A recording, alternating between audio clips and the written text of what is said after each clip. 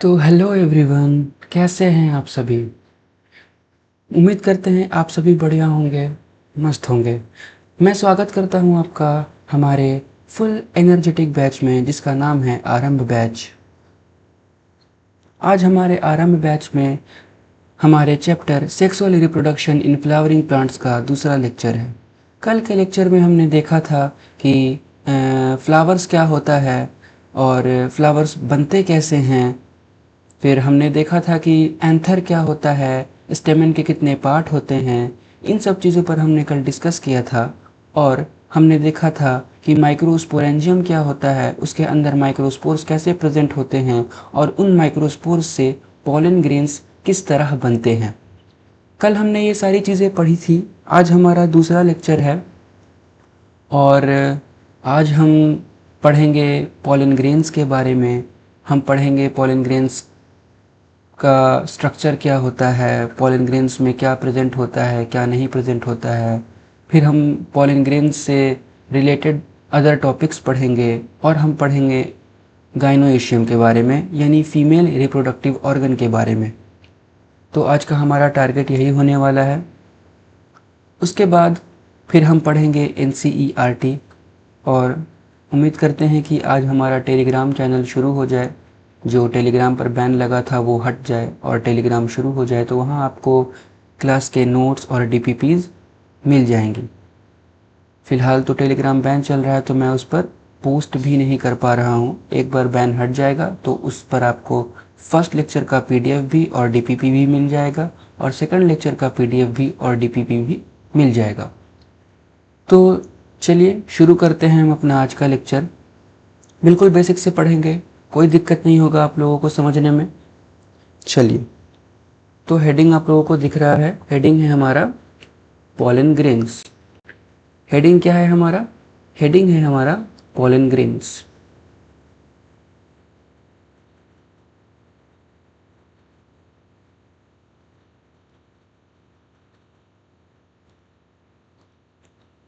तो बच्चों, कल हमने देखा था कि हमारे पास एक क्या था, हमारे पास था एक माइक्रोस्पोर मदर सेल। इस माइक्रोस्पोर मदर सेल में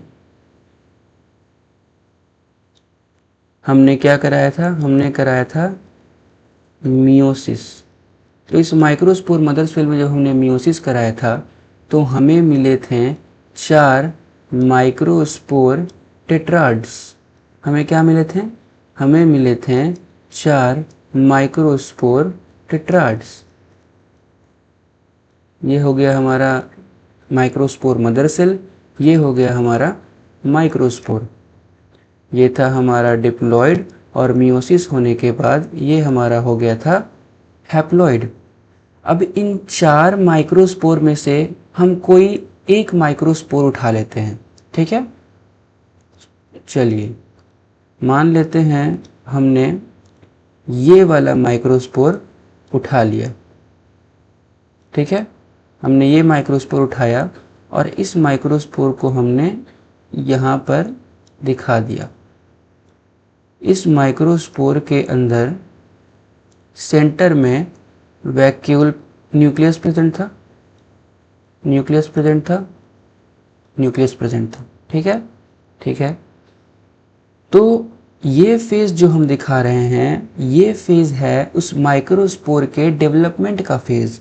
यानी इस फेज में जो माइक्रोस्पोर था, माइक्रोस्पोर मैच्योर हो रहा था। क्योंकि माइक्रोस्पोर मैच्योर हो रहा था तो माइक्रोस्पोर के मैच्योर होने से ही पॉलन ग्रेन का फॉर्मेशन हो रहा था।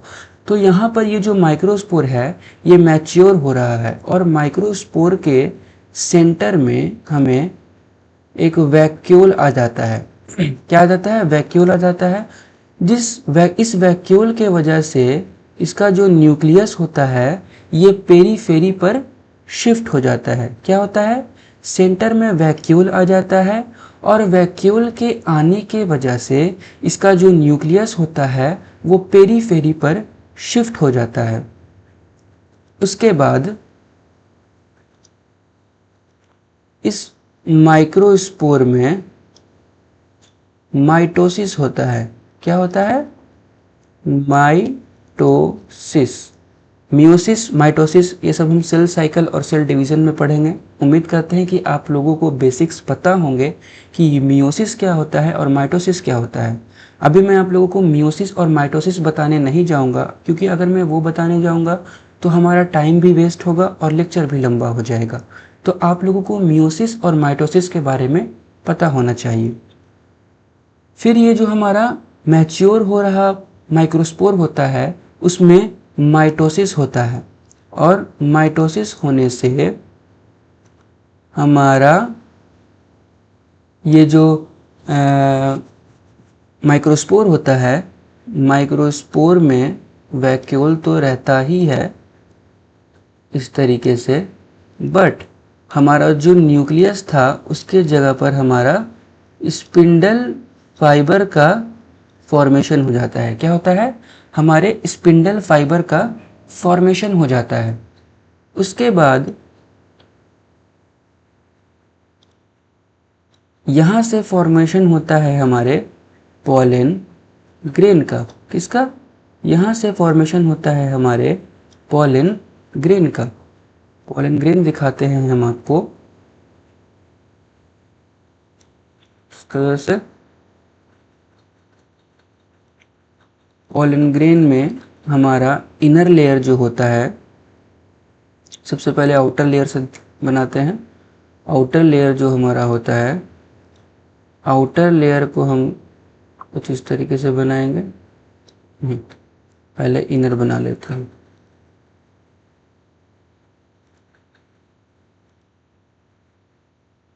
इनर में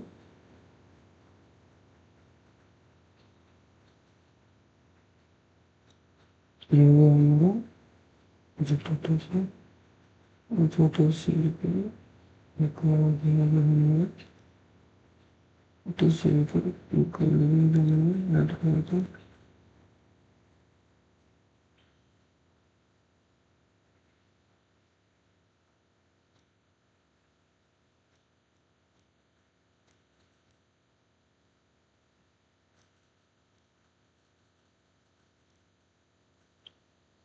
पूरा हट गया।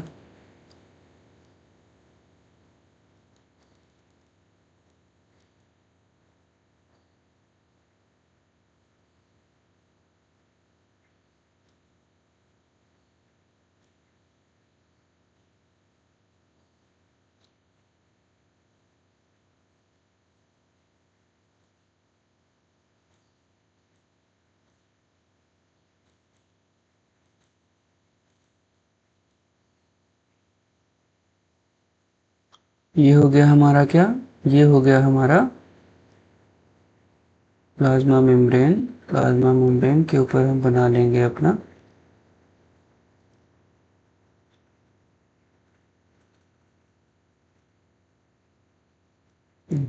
कर चुके हैं। इसका कलर हम रख लेते हैं डार्क ग्रीन।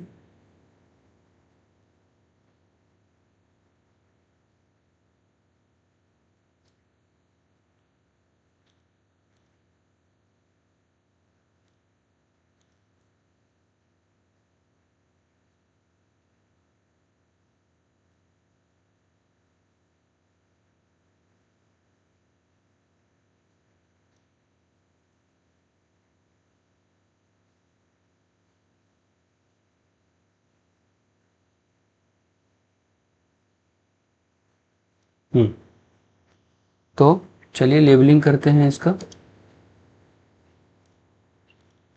तो ये जो हमने बनाया है, ये है हमारा एक्साइन। ये क्या है हमारा?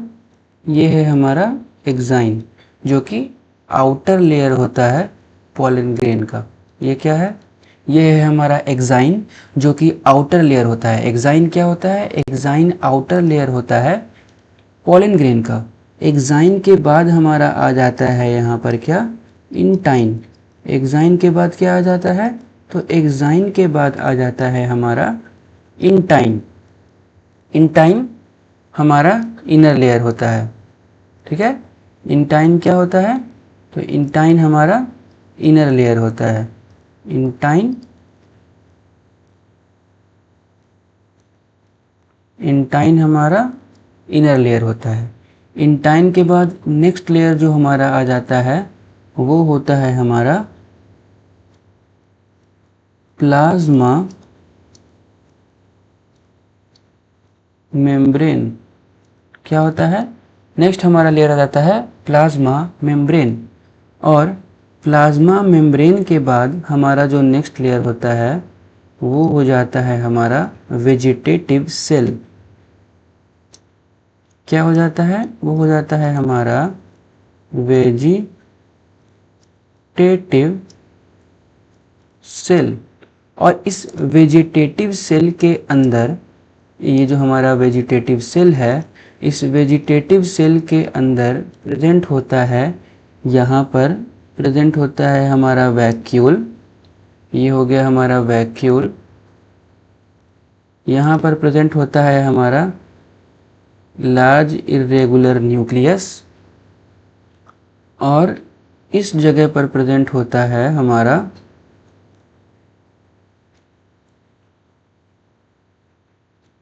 Generative cell. ठीक है, ठीक है। तो हम यहाँ पर इसको भी लेबल करेंगे कि ये है हमारा, क्या कर लेते हैं गाय, ये है हमारा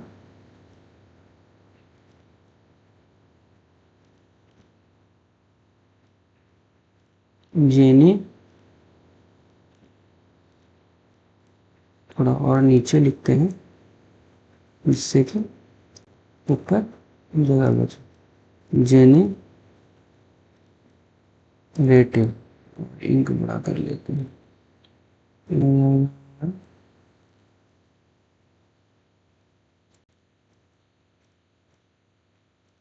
जेनरेटिव सेल,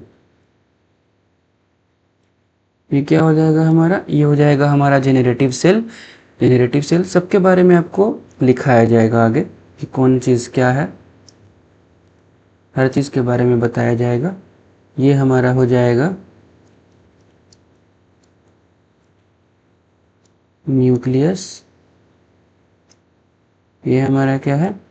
ये हमारा है न्यूक्लियस। और ये जो खाली जगह आप लोगों को दिखाई दे रहा है यहाँ पर, ये जो खाली जगह है, इस खाली जगह को हम कहते हैं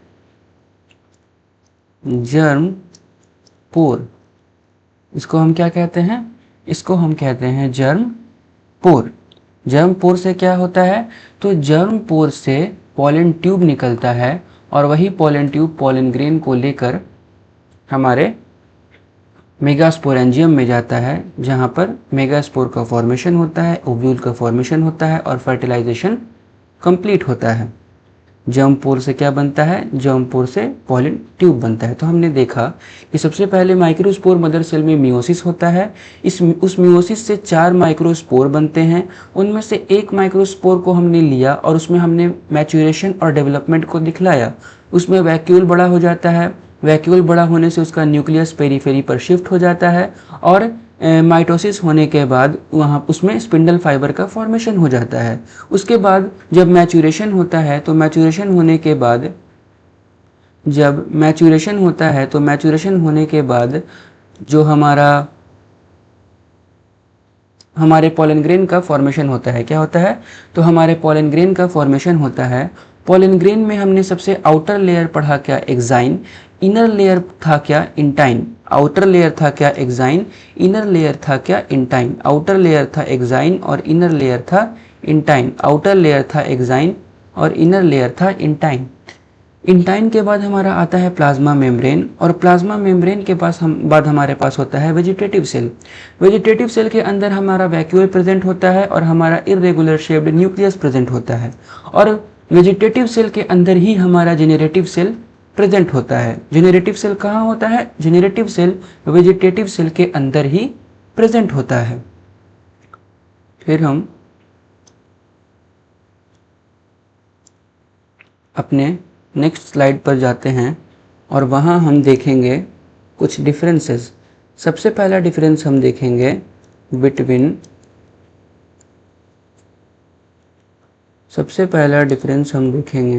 बिटवीन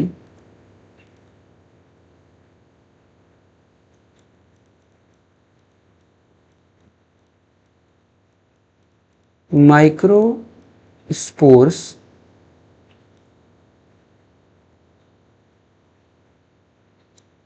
और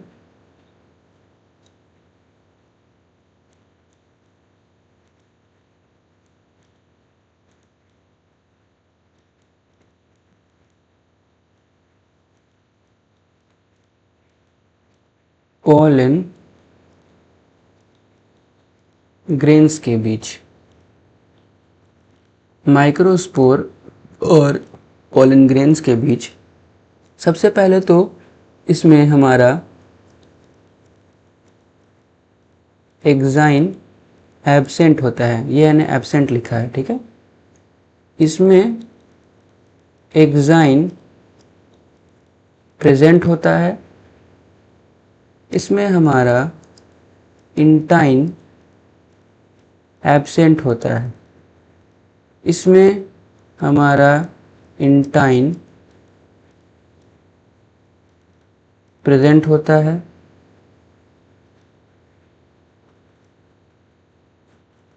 अगर इसके बारे में बात करें तो ये हमारा हैप्लॉइड होता है, और अगर इसके बारे में बात करें तो ये भी हमारा हैप्लॉइड होता है। उसके बाद नेक्स्ट डिफरेंस हम देखेंगे। नेक्स्ट डिफरेंस हम किसके बारे में देख लेते हैं, तो नेक्स्ट डिफरेंस हम देख लेते हैं वेजिटेटिव सेल और जेनरेटिव सेल के बीच, इसके बीच। तो नेक्स्ट डिफरेंस हम देख लेते हैं, यहाँ पर इस तरीके से हम लाइन लगा देते हैं, और यहाँ पर नेक्स्ट डिफरेंस हम देखेंगे हमारे वेजिटेटिव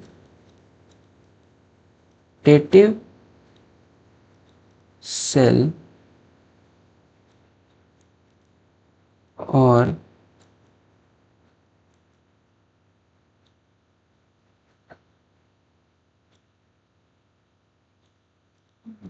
जेनरेटिव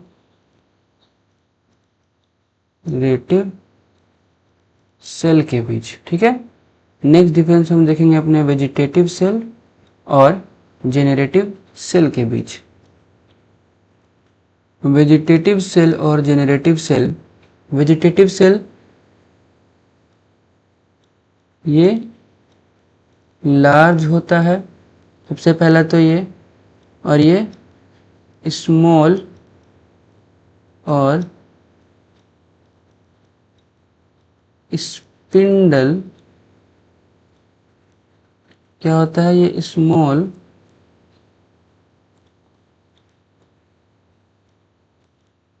और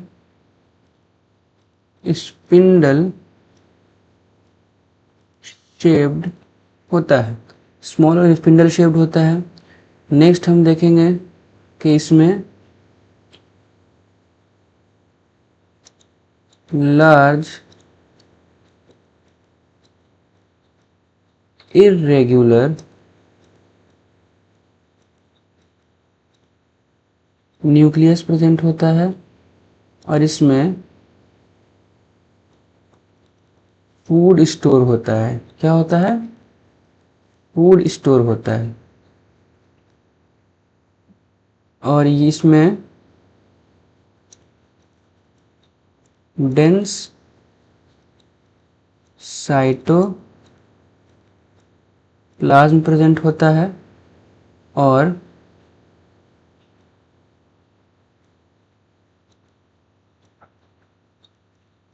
प्रोमिनेंट न्यूक्लियस प्रेजेंट होता है। क्या प्रेजेंट होता है? तो इसमें प्रोमिनेंट न्यूक्लियस प्रेजेंट होता है।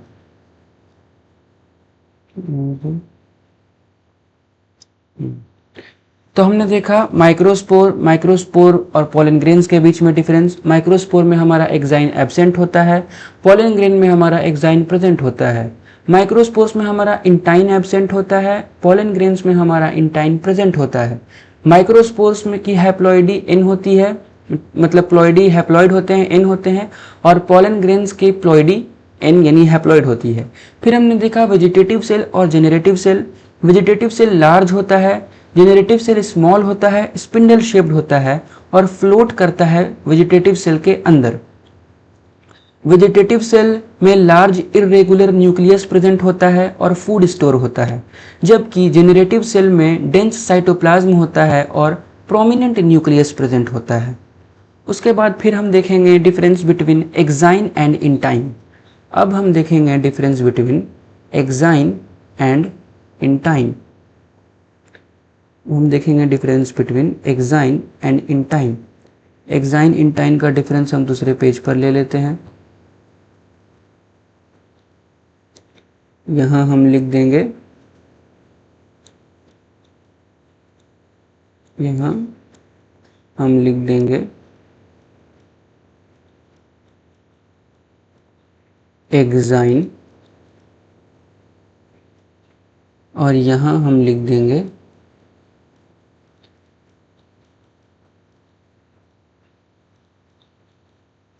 इंटाइन। ठीक है, ये हो गया हमारा एक्साइन और ये हो गया हमारा इंटाइन। अब हम देखना शुरू करते हैं एक्साइन और इंटाइन के बीच का डिफरेंस। अगर एक्साइन में हम देखें तो एक्साइन जो होता है वो क्या होता है, वो होता है हमारा आउटर लेयर। इंटाइन का देखें तो इंटाइन होता है हमारा इनर लेयर। एक्साइन किससे बना होता है, एक्साइन बना होता है, एक्साइन बना होता है स्पोरोपोलेनिन का। एक्साइन किसका बना होता है, तो एक्साइन बना होता है स्पोरोपोलेनिन का।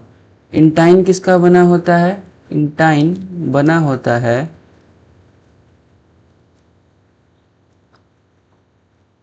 सेल्यूलोज का एंड पेक्टिन का। एक्साइन बना होता है स्पोरोपोलेनिन का और इंटाइन बना होता है सेलुलोज का और पेक्टिन का।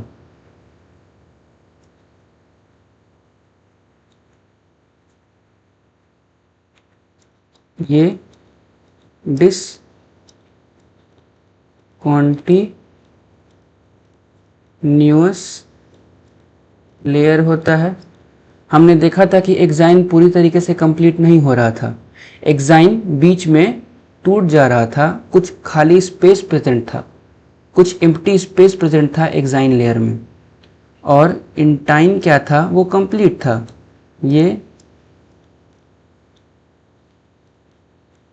ये क्या था, तो ये कंटिन्यूअस लेयर था। फिर इस डिसकंटिन्यूअस में जो एम्प्टी स्पेस होता है, वो जो एम्प्टी स्पेस बनता है, उसे हमने क्या कहा था, उसे हमने कहा था जर्म पोर। उसे हमने क्या कहा था, उसे हमने कहा था जर्म पोर। जर्म पोर क्या होता है, तो germ pore helps in the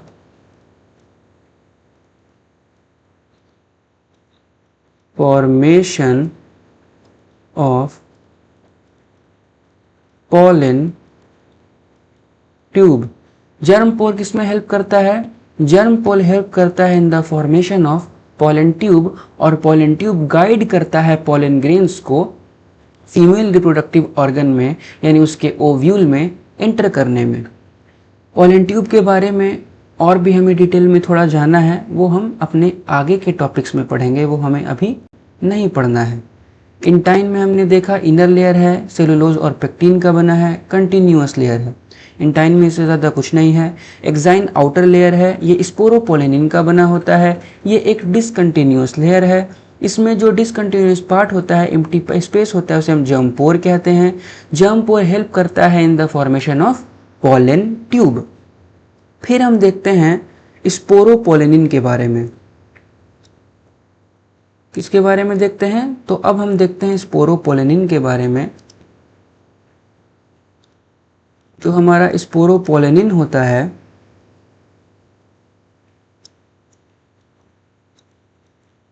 sporopollenin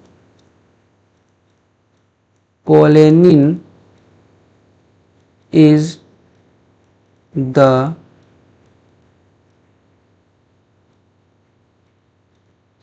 toughest organic matter। ये क्या है? स्पोरोपोलेनिन टफेस्ट ऑर्गेनिक मैटर है। स्पोरोपोलेनिन इतना टफ होता है, स्पोरोपोलेनिन इतना टफ होता है कि अभी तक कोई भी ऐसा एसिड या कोई भी ऐसा एल्कली मेटल या फिर कोई भी ऐसा सब्सटेंस नहीं आया है जो स्पोरोपोलेनिन को तोड़ सके, जो स्पोरोपोलेनिन को ब्रेक कर सके।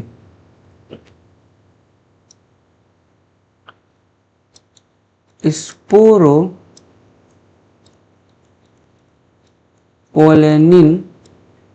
is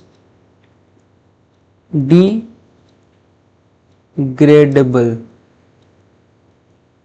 स्पोरोपोलेनिन को हम ब्रेक नहीं कर सकते हैं। कोई भी ऐसा सब्सटेंस अभी तक नहीं आया है जो स्पोरोपोलेनिन को ब्रेक कर सके। ठीक है, तो हम लिखेंगे कि it helps in the preservation of pollen grains। हमने पढ़ा कि जो स्पोरोपोलेनिन होता है वो बहुत टफ होता है, बहुत नहीं सबसे टफ होता है, और स्पोरोपोलेनिन को कोई भी सब्सटेंस ब्रेक नहीं कर सकता है। तो स्पोरोपोलेनिन का ये जो टफेस्ट नेचर है, ये टफेस्ट नेचर पॉलन ग्रेन के प्रिजर्वेशन में हेल्प करता है, यानी पॉलन ग्रेन को स्टोर करने में हेल्प करता है। क्योंकि जो स्पोरोपोलेनिन होता है वो पॉलन ग्रेन को कवर किए होता है, सिर्फ थोड़ा ही पार्ट होता है जो जर्म पोर के लिए ओपन होता है, लेकिन बाकी पार्ट तो कवर्ड होता है। तो स्पोरोपोलेनिन पॉलन ग्रेन को सेफ्टी प्रोवाइड करता है, इसके वजह से हम पॉलन ग्रेन्स को स्टोर कर पाते हैं। इसके वजह से हम क्या करते हैं? इसके वजह से हम पॉलन ग्रेन्स को स्टोर कर पाते हैं। उसके बाद नेक्स्ट हम देखेंगे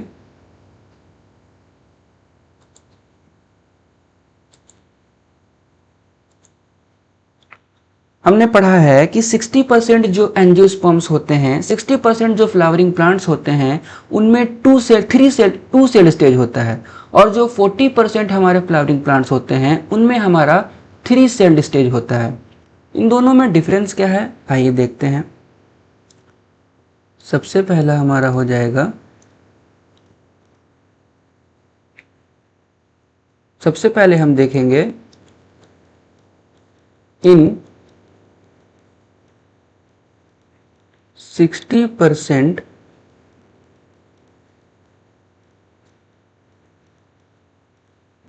फ्लावरिंग प्लांट्स। सबसे पहले हम क्या देखेंगे? सबसे पहले हम देखेंगे 60% फ्लावरिंग प्लांट्स के बारे में। किसके बारे में? तो 60% फ्लावरिंग प्लांट्स के बारे में। 60% फ्लावरिंग प्लांट्स में 2 सेल्ड स्टेज प्रेजेंट होता है। 60% फ्लावरिंग प्लांट्स में क्या प्रेजेंट होता है? तो 60% फ्लावरिंग प्लांट्स में हमारा 2 सेल्ड स्टेज प्रेजेंट होता है। वो 2 सेल क्या होते हैं? वो 2 सेल हमारे होते हैं वेजिटेटिव सेल और जेनेरेटिव सेल। ये हमारे होते हैं 60% में हमारा 2 सेल्ड स्टेज होता है। एक सेल हमारा होता है वेजिटेटिव सेल और एक सेल हमारा होता है जेनरेटिव सेल। फिर वही हम दूसरा पॉइंट देखेंगे 60% में कि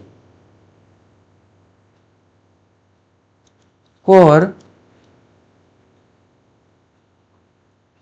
the formation of two-celled pollen। जब दो सेल वाला पॉलन ग्रेन बनता है, टू सेल्ड स्टेज वाला पॉलन ग्रेन बनता है, तो उसमें एक मायोटिक यानी एक मियोसिस होता है एंड एक माइटोटिक डिवीजन होते हैं। जब टू सेल्ड स्टेज वाला पॉलन हमने देखा, दो सेल स्टेज वाला पॉलन हमने देखा, उसमें माइक्रोस्पोर से जब माइक्रोस्पोर बनता है माइक्रोस्पोर मदर सेल से, तो वो एक म्यूसिस होता है माइक्रोस्पोर मदर सेल में, और उससे हमारा माइक्रोस्पोर बनता है। फिर वो जो माइक्रोस्पोर मैच्योर होता है, उसमें डेवलपमेंट होता है, तो उसमें एक माइटोसिस होता है, और उस एक माइटोसिस के बाद हमारा पॉलन ग्रेन बन जाता है। तो दो सेल्ड पॉलन बनने के लिए हमें एक मायोटिक और एक माइटोटिक डिवीजन करना होता है, यानी एक मियोसिस और एक मायोटिक डिवीजन करना होता है, माइटोसिस डिवीजन करना होता है। और फिर हम देखते हैं अपना 40% फ्लावरिंग प्लांट्स में इन 40%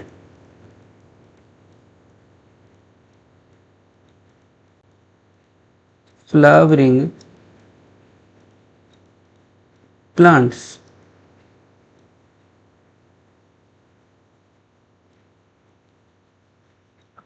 फोर्टी परसेंट फ्लावरिंग प्लांट्स में हमने पढ़ा है कि थ्री सेल्ड स्टेज होता है। तो आखिर ये थ्री सेल्ड स्टेज होता कैसे है? हमने पढ़ा तो कि 40% जो फ्लावरिंग प्लांट्स होते हैं उनमें थ्री सेल्ड स्टेज होता है। बट ये थ्री सेल्ड स्टेज आखिर होता कैसे है? तो ये थ्री सेल्ड स्टेज इस तरीके से होता है कि सबसे पहले हमने देखा कि हमारे पास क्या प्रेजेंट है। हमारे पास प्रेजेंट है एक माइक्रोस्पोर मदर सेल। क्या है? एक माइक्रोस्पोर मदर सेल। उस माइक्रोस्पोर मदर सेल में हमारा पहला मियोसिस होता है। क्या होता है? मियोसिस होता है।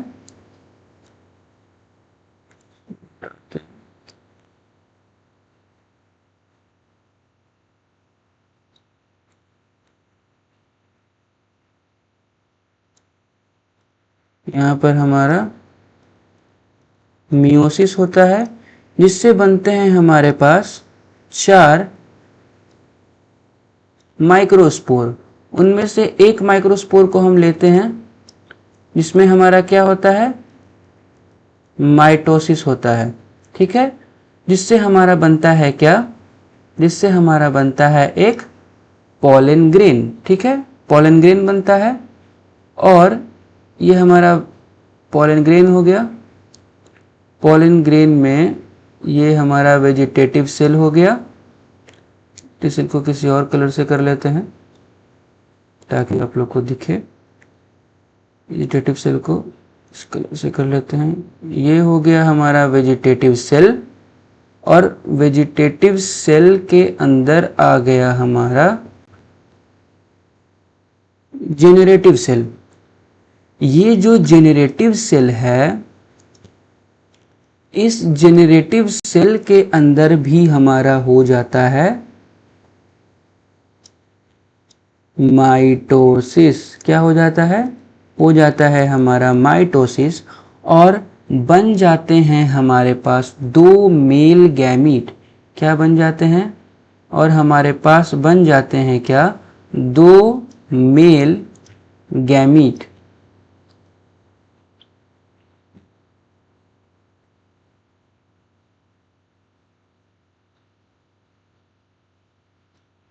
और बन जाते हैं हमारे पास क्या? बन जाते हैं हमारे पास दो मेल गैमीट। ये क्या है? ये है हमारे पास दो मेल गैमीट। तो थ्री सेल्ड स्टेज किस तरीके से बनता है ये हमने देखा। थ्री सेल्ड स्टेज में क्या होता है, सबसे पहले हमारे पास एक माइक्रोस्पोर मदर सेल होता है। उस माइक्रोस्पोर मदर सेल में हमने मियोसिस कराया तो हमें मिलता है माइक्रोस्पोर टेट्राड। उनमें से सभी माइक्रोस्पोर्स में सेम प्रोसेस होगा। हम कोई एक माइक्रोस्पोर उठाते हैं, उस एक माइक्रोस्पोर में मैच्योरेशन होता है, डेवलपमेंट होता है और उससे हमारा पॉलन ग्रेन बनता है। पॉलन ग्रेन के अंदर हमारा एक वेजिटेटिव सेल होता है और एक हमारा जेनरेटिव सेल होता है। जो जेनरेटिव सेल होता है उस जेनरेटिव सेल के अंदर भी हमारा माइटोसिस हो जाता है। और जब जेनरेटिव सेल के अंदर माइटोसिस होता है तो दो मेल गैमीट्स का फॉर्मेशन हो जाता है। क्या हो जाता है? उससे दो मेल गैमीट का फॉर्मेशन हो जाता है और इस तरीके से एक वेजिटेटिव सेल और दो मेल गैमीट मिलकर बना लेते हैं क्या? Three celled stage. इस तरीके से बनता है हमारा थ्री सेल्ड स्टेज। कौन कौन से होते हैं? एक तो हमारा होता है वेजिटेटिव सेल और दूसरा हमारे होते हैं दो मेल गैमीट्स। ठीक है। नेक्स्ट पॉइंट हमारा होगा कि फॉर द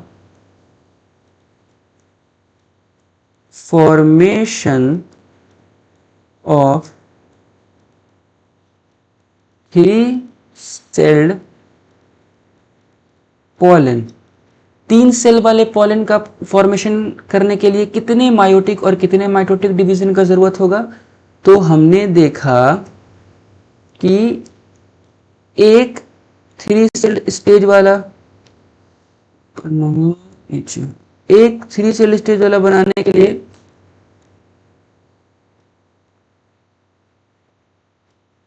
एक थ्री सेल स्टेज बनाने के लिए हमने एक मियोसिस किया। कितना किया?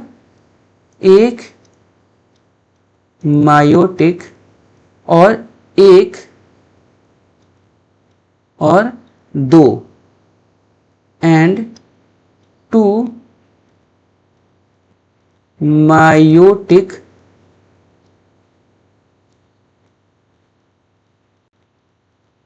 डिवीजन किए। मायोटिक डिवीजन मायोटिक डिवीजन जो है हमारा मायोटिक डिवीजन हमारा हमेशा एक होगा, चाहे वो 60% फ्लावरिंग प्लांट्स हो या 40% फ्लावरिंग प्लांट्स हो। बट माइटोटिक डिवीजन हमारा 60% फ्लावरिंग प्लांट्स में एक होता है और 40% फ्लावरिंग प्लांट्स में दो होता है। साफ याद रखो कि दो सेल स्टेज है, दो सेल स्टेज में एक वेजिटेटिव सेल होता है, एक जेनरेटिव सेल होता है।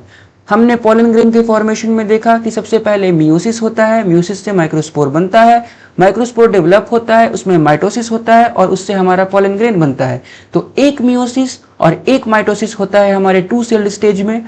और थ्री सेल्ड स्टेज में जब जेनरेटिव सेल जो हमारा होता है उसमें एक और माइटोसिस हो जाता है जिससे हमारे दो मेल गैमीट्स बन जाते हैं। तो थ्री सेल्ड स्टेज में हमारा एक मायोटिक डिवीजन और दो माइटोटिक डिवीजन हो जाता है।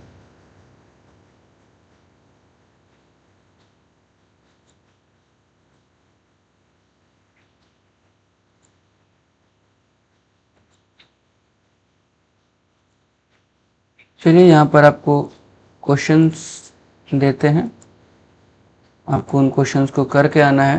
क्वेश्चन है, question number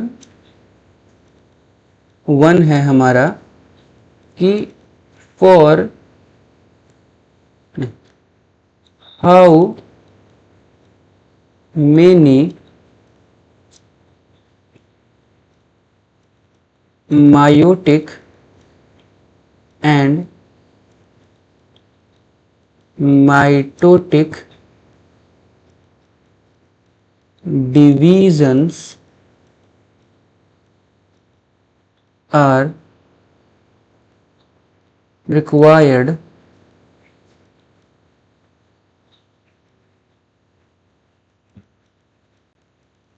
in the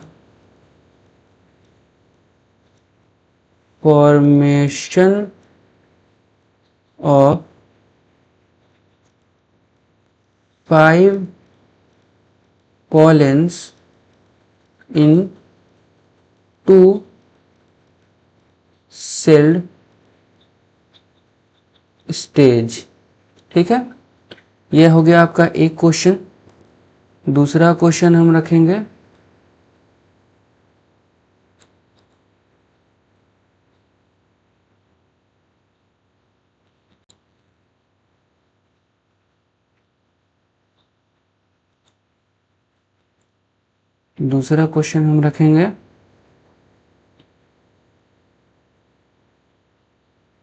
question number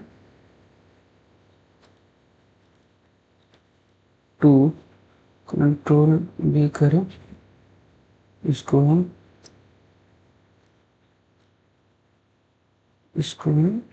उठा देंगे।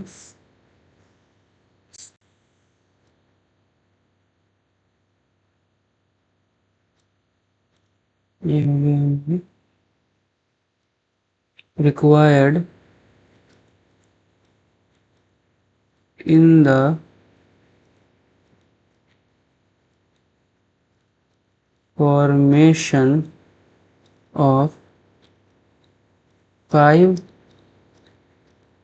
pollens in 3 celled stage।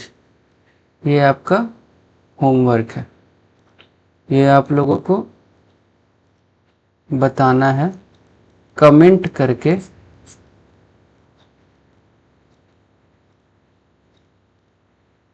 कि इसका जो आंसर है वो क्या होने वाला है। ये आप लोगों को बताना है कमेंट करके कि इसका आंसर क्या होगा। हम बढ़ते हैं अपने नेक्स्ट टॉपिक की तरफ। हमारा नेक्स्ट टॉपिक है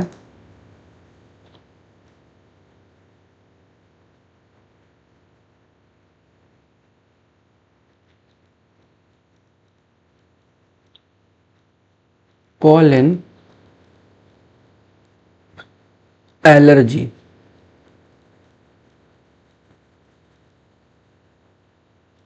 क्या है हमारा नेक्स्ट टॉपिक? तो हमारा नेक्स्ट टॉपिक है पोलन एलर्जी। पोलन एलर्जी में होता क्या है? Pollen allergy, pollen grains causes several respiratory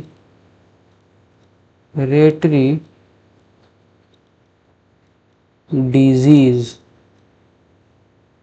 for example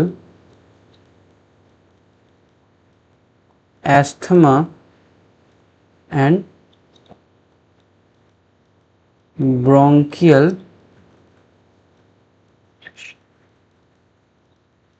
एफ्लेक्शंस। जो पोलन ग्रेन्स होते हैं उनसे एलर्जी भी होती है, कई लोगों को होती है और कई लोगों को नहीं भी होती है, पर एलर्जी होने वाले लोगों की तादाद ज़्यादा है। पोलन ग्रेन्स सेवरल अलग अलग तरह के कुछ रिस्पायरेटरी डिजीज़ करते हैं, सांस लेने वाली बीमारियां काउज करते हैं ये, क्योंकि जब हम सांस लेते हैं तो पोलन ग्रेन्स जो होते हैं वो हमारे नाक से होते हुए हमारे लंग्स तक पहुंच जाते हैं। इसके वजह से हमें एलर्जीज़ होती हैं, जैसे एस्थमा, ब्रोंकियल एफ्लेक्शंस। ये सब पोलन एलर्जी से होने वाले कुछ रिस्पायरेटरी डिजीज़ हैं। फिर हम एक पॉइंट लिखेंगे, ये पॉइंट काफ़ी इम्पोर्टेंट है, पार्थेनियम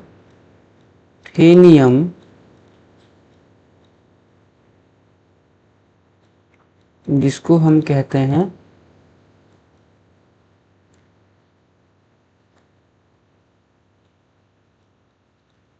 कैरट ग्रास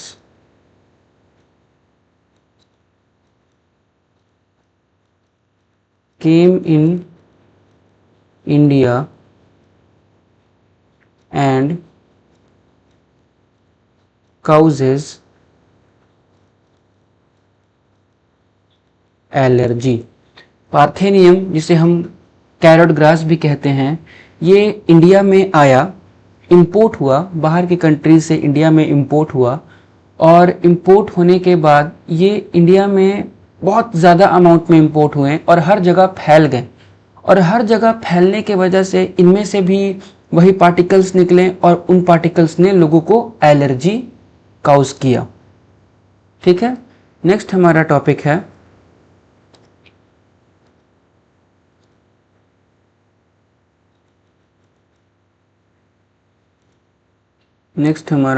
है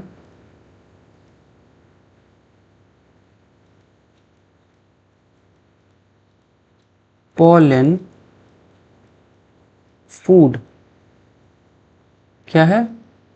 पॉलन फूड। पॉलन फूड में क्या है? पॉलन फूड में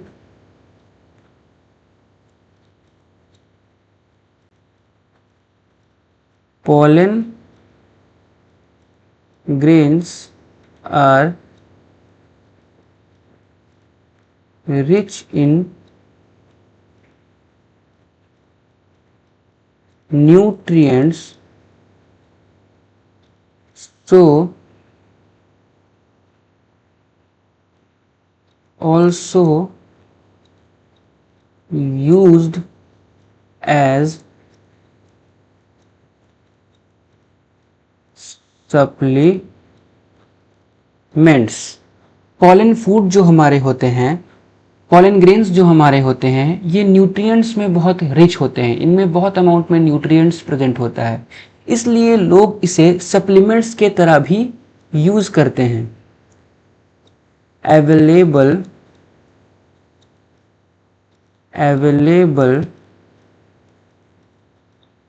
in the market as syrup and tablets। और ये मार्केट में सिरप और टैबलेट दोनों के फॉर्म में प्रेजेंट होते हैं। नेक्स्ट हम अपन देखेंगे कि increases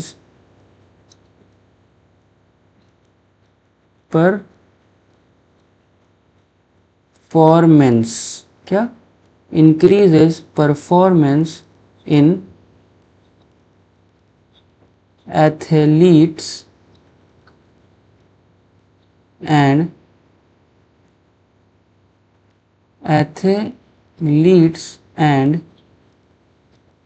race हॉर्सेस। तो ये मेनली एथलीट्स और रेस हॉर्सेस यूज़ करते हैं, ये उनके परफॉर्मेंस को इंक्रीज़ करता है, ये उनके एथलेटिक परफॉर्मेंस, रेस हॉर्सेस के रनिंग के परफॉर्मेंस को इंक्रीज़ करता है। तो ये था हमारा पॉलन एलर्जी और पॉलन फूड का कॉन्सेप्ट। पॉलन एलर्जी हमने देखा कि जो पॉलन ग्रेन्स होते हैं वो अलग अलग तरह के रिस्पायरेटरी डिजीज़ करते हैं, जैसे कि एस्थमा और ब्रोंकियल एफ्लेक्शंस। पार्थेनियम कैरोट ग्रास है जो बाहर से इंपोर्ट हुआ था इंडिया में, पूरे इंडिया में फैल गया और इसने बहुत एलर्जी फैलाई। दूसरा था हमारा पॉलन फूड। पॉलन फूड बहुत ही रिच होते हैं न्यूट्रिएंट्स में, इसलिए लोग इसे एज ए सप्लीमेंट भी यूज़ करते हैं। मार्केट में ये सिरप और टैबलेट्स दोनों के फॉर्म में प्रेजेंट होता है और ये हेल्प करता है एथलीट्स और रेस हॉर्सेस के परफॉर्मेंस को इंक्रीज करने में। अब हम पढ़ते हैं अपना नेक्स्ट टॉपिक,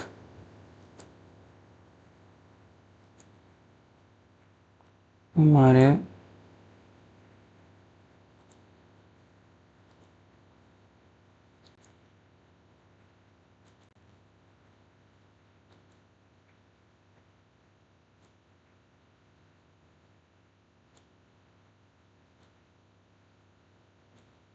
ठीक हो गया हमारा नेक्स्ट। तो अब हम पढ़ेंगे अपना नेक्स्ट टॉपिक जिसका नाम होगा, अब हम पढ़ेंगे अपना नेक्स्ट टॉपिक जिसका नाम होगा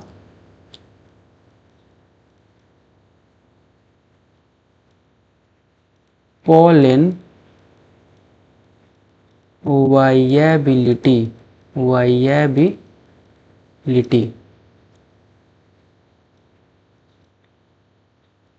pollen viability होता क्या है? तो ये एक टाइम पीरियड होता है। क्या होता है? ये एक टाइम पीरियड होता है of pollen grains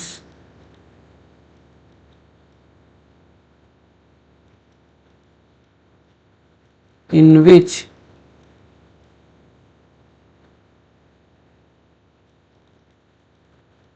they can germinate। Pollen viability एक टाइम पीरियड होता है। कैसा टाइम पीरियड? जब पोलन ग्रेन्स एंथर से बाहर निकलते हैं, जब स्प्रेड होते हैं, हवा में फैल जाते हैं, तो जैसे ही वो एंथर से निकलते हैं उसके उस टाइम से लेकर जब वो स्टिग्मा पर जाकर लैंड करते हैं, उसके बीच का जो पीरियड होता है, एंथर से निकलने और स्टिग्मा पर जाकर लैंड करने के बीच का जो पीरियड होता है, उस पीरियड को हम कहते हैं पोलन वाइएबिलिटी। अगर पोलन ग्रेन एंथर से निकला तो एक फिक्स्ड टाइम पीरियड होता है। अगर उतने टाइम पीरियड में पोलन ग्रेन स्टिग्मा पर जाकर लैंड नहीं करता है तो पोलन ग्रेन वेस्ट हो जाएगा, यानी पोलन ग्रेन मान के चलिए मर जाएगा। तो वो अगर स्टिग्मा पर बैठ भी जाता है आकर उस टाइम पीरियड के बाद, तो भी कोई फायदा नहीं होगा। वो अपनी सारी कैपेबिलिटी खो देता है। तो एक फिक्स टाइम पीरियड के अंदर ही पोलन ग्रेन को स्टिग्मा पर आकर लैंड करना होता है और जर्मिनेट करना होता है। इसे ही हम पोलन वाइएबिलिटी कहते हैं। पोलन वाइएबिलिटी डिफरेंट प्लांट्स में पोलन वाइएबिलिटी डिफरेंट होती है।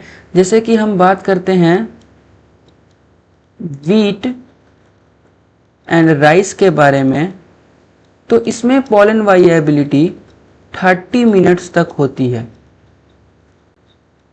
30 मिनट्स तक होती है, यानी 30 मिनट के अंदर अंदर पोलन ग्रेन को स्टिग्मा पर आकर बैठना है और जर्मिनेट करना है।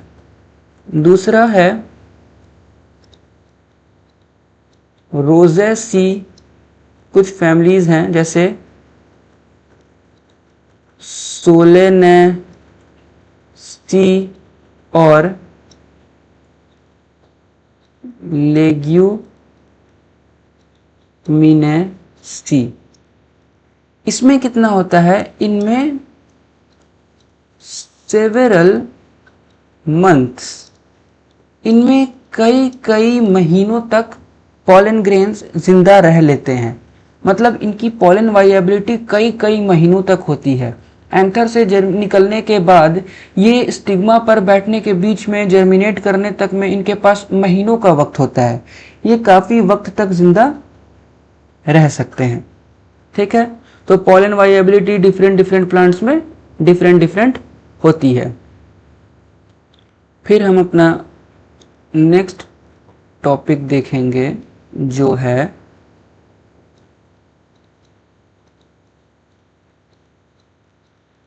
Pollen bank. जो क्या है? जो है हमारा pollen bank. Pollen bank similar होता है सीड बैंक के। सीड बैंक सबने सुना है, जहां पर हम सीड को स्टोर करते हैं, डिफरेंट सीड्स को स्टोर करते हैं, प्रिजर्व करते हैं फॉर फ्यूचर।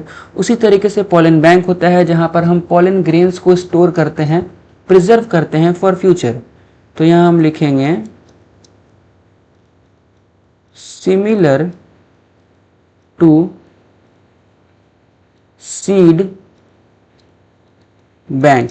ये क्या होता है? ये सिमिलर होता है सीड बैंक के। नेक्स्ट हम देखेंगे कि ये जो पोलन बैंक होता है, पोलन बैंक में हम पोलन ग्रेन्स को store pollen grains at very low temperature,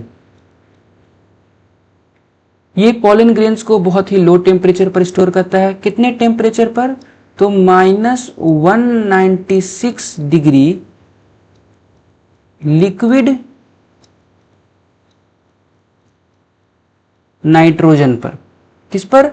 -196 degree liquid nitrogen पर ये पॉलन ग्रेन को स्टोर करता है। ये बहुत ही लो टेम्परेचर होता है। तो पॉलन वाइएबिलिटी हमने देखा कि पॉलन ग्रेन्स का वो जो टाइम पीरियड होता है जिसमें पॉलन ग्रेन स्टिग्मा एंथर से निकलते हैं और स्टिग्मा पर बैठकर जर्मिनेट करते हैं, उनके बीच का जो टाइम पीरियड होता है वो पॉलन वाइएबिलिटी कहलाता है। उस बीच पॉलन वाइएबल होता है जर्मिनेशन के लिए, उसके बाद पॉलन ग्रेन जर्मिनेट नहीं कर पाता है। वीट और राइस में ये 30 मिनट होता है। रोजेसी, सोलेनेसी, लेग्यूमिनेसी में ये कई महीनों तक हो सकता है। पॉलन बैंक सिमिलर होता है सीड बैंक के और ये स्टोर करता है पॉलन ग्रेन्स को बहुत ही लो टेम्परेचर पर -196 डिग्री लिक्विड नाइट्रोजन पर। फिर हम देखते हैं अपना नेक्स्ट टॉपिक शुरू करते हैं जो कि है गाइनोइशियम। गाइनोइशियम ये क्या है? ये हमारा फीमेल रिप्रोडक्टिव ऑर्गन है। ये क्या है? तो ये हमारा फीमेल रिप्रोडक्टिव ऑर्गन है। हम लिखेंगे कि गाइनोइशियम, जो हमारा गाइनोइशियम होता है, कंसिस्ट ऑफ पिस्टिल। गाइनोइशियम जो होता है वो बना होता है किसका? वो बना होता है पिस्टिल का। पिस्टिल में हमने पढ़ा था कि 3 पार्ट्स होती हैं, एक होता है स्टिग्मा, एक होता है स्टाइल और एक होता है ओवरी। Pistil has 3 parts. पहला हमारा होता है स्टिग्मा, फिर हमारा होता है स्टाइल और फिर हमारा होता है ओवरी। तो हम एक बार स्ट्रक्चर देख लेते हैं पिस्टिल का। पिस्टिल का स्ट्रक्चर कुछ इस तरीके से होता है।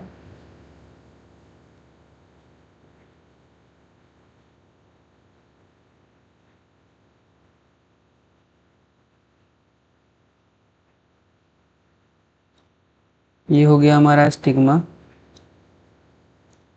इसको इस तरीके से बनाते हैं कि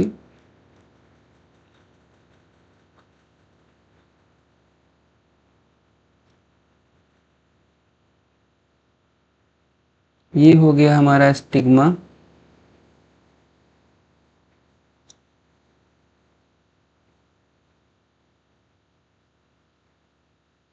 ये हो गया हमारा स्टाइल और ये हो गया हमारा ओवरी। इसको हम कर देते हैं यहाँ पर लेबल।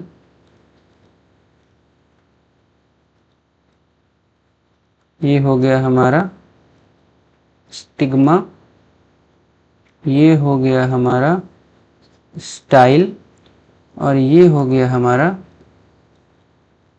ओवरी। ठीक है। Stigma, here pollen grains land. यहाँ पर पॉलन ग्रेन आकर लैंड करते हैं, यहीं पर आकर बैठते हैं और यहीं पर जर्मिनेशन होता है। और ये हो गया style, connects stigma to the ovary. ये स्टिग्मा को ओवरी से कनेक्ट करता है और ओवरी बेसल स्वोलन पार्ट, ये नीचे में प्रेजेंट एक फूला हुआ स्वोलन पार्ट होता है, यही पढ़ना है हमें इसमें। उसके बाद हम देखते हैं अपने नेक्स्ट टॉपिक। हमारा नेक्स्ट टॉपिक है कि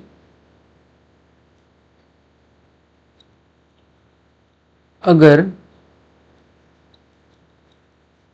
सिंगल पिस्टिल, किसी प्लांट में अगर एक पिस्टिल प्रेजेंट है तो उसे हम कहते हैं मोनो कार्पेलरी। अगर एक पिस्टिल प्रेजेंट हुआ तो एक पिस्टिल के प्रेजेंट होने को हम कहते हैं क्या, मोनो कार्पेलरी। और अगर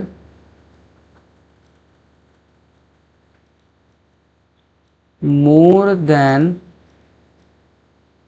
वन पिस्टिल, अगर एक से ज्यादा पिस्टिल प्रेजेंट हुआ तो उसे हम कहते हैं क्या, उसे हम कहते हैं मल्टी कार्पेलरी। एक पिस्टिल प्रेजेंट हुआ तो उसे हम कहते हैं मोनोकार्पेलरी, और अगर एक से ज्यादा पिस्टिल प्रेजेंट हुआ तो उसे हम कहते हैं मल्टी कार्पेलरी। मल्टी कार्पेलरी में भी दो केस होते हैं, मल्टी कार्पेलरी में भी दो केसेस होते हैं। एक होता है हमारा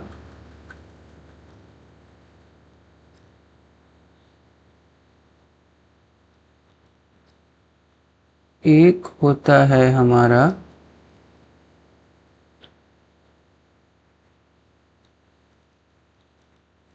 एपोकार्पस कंडीशन, और एक होता है हमारा सिनकार्पस कंडीशन। एपोकार्पस और सिनकार्पस में क्या डिफरेंस है, तो जो एपोकार्पस कंडीशन होता है, एपोकार्पस कंडीशन में क्या होता है कि दो से ज्यादा, एक या एक से ज्यादा, दो है मान लो, या दो से ज्यादा पिस्टिल प्रेजेंट है, तो वो दोनों फ्री होंगी। क्या होंगी, फ्री होंगी, आपस में फ्यूज्ड नहीं होंगी। मतलब मान लो ये हमारे पास दो पिस्टिल हैं, तो ये दोनों पिस्टिल इस तरीके से प्रेजेंट होंगी, ये दोनों पिस्टिल फ्री होंगी एक दूसरे से, ये दोनों आपस में फ्यूज्ड नहीं है, तो ये हमारा एपोकार्पस हो जाएगा। इसका एग्जाम्पल हमें है मिशेलिया। और जो सिनकार्पस होता है उसमें हमारे जो पिस्टिल्स होते हैं वो फ्यूज्ड होते हैं। कैसे होते हैं, फ्यूज्ड होते हैं। एक पिस्टिल, दो पिस्टिल, और ये दोनों आपस में इस तरीके से फ्यूज हो जाते हैं, एक दूसरे से जुड़ जाते हैं, तो उसे हम सिनकार्पस कहते हैं। इसका एग्जाम्पल हो जाएगा हमारे पास पेपेवर। क्या हो जाएगा, पेपेवर। फिर हम देखते हैं अपने नेक्स्ट टॉपिक को, जो कि हमारा हो जाएगा, इसमें हम पढ़ेंगे ओवेरियन कैविटी के बारे में।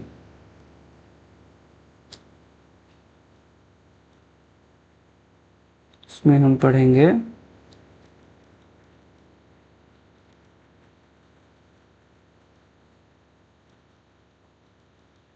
ओवेरियन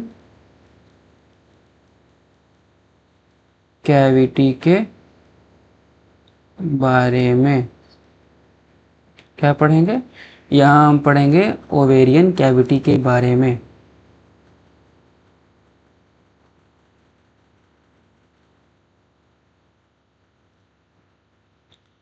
तो मान लेते हैं कि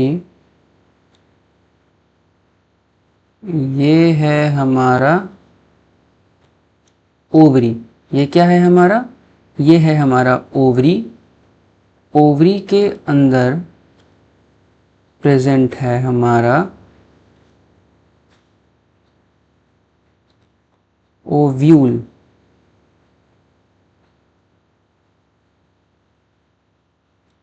यह है हमारा ओव्यूल, और ये हो जाएगा हमारा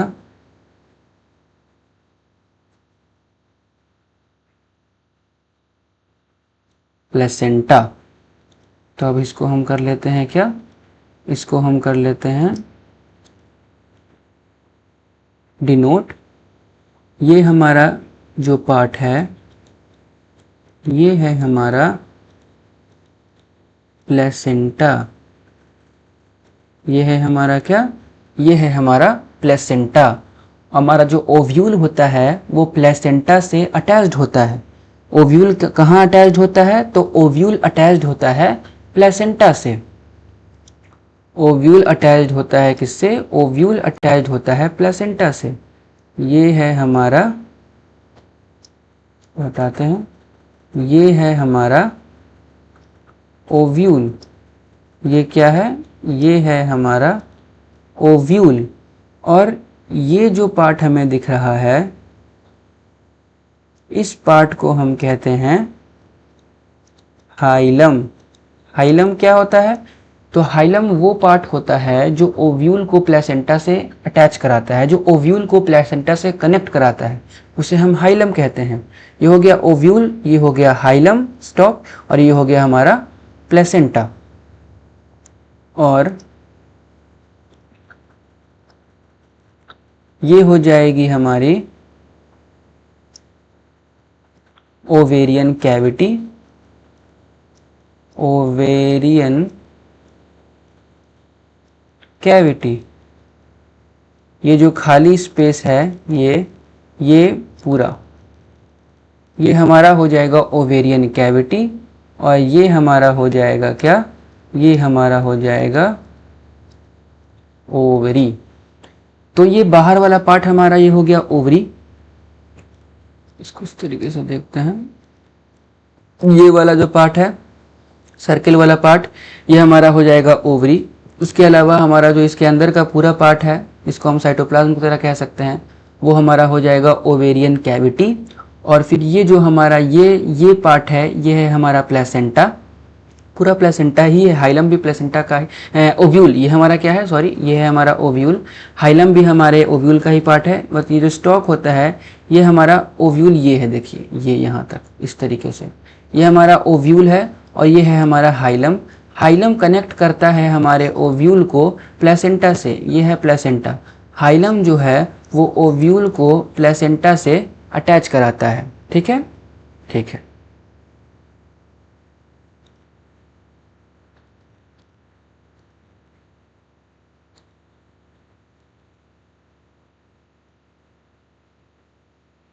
इसमें भी एक पॉइंट है, अगर सिंगल ओव्यूल हो, अगर एक ही ओव्यूल हो, तो उसमें हमारे पास आ जाता है वीट,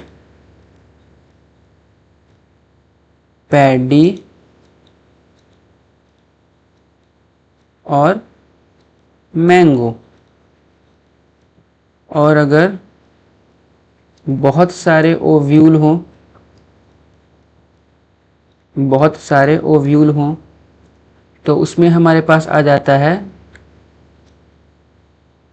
वाटर,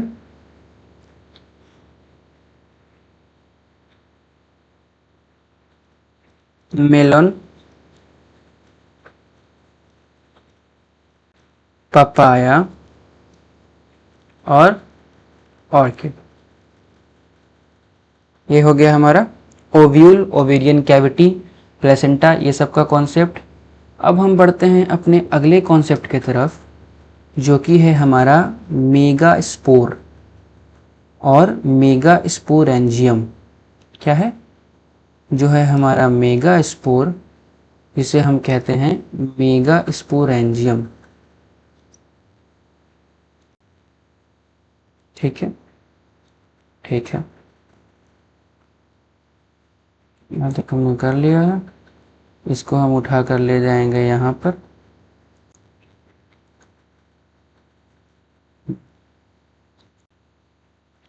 हमारा नेक्स्ट टॉपिक है क्या, मेगा स्पोरेंजियम। आज हम सिर्फ स्ट्रक्चर देखेंगे और उसके बारे में डिटेल में हम कल पढ़ेंगे। क्या है हमारा, हमारा है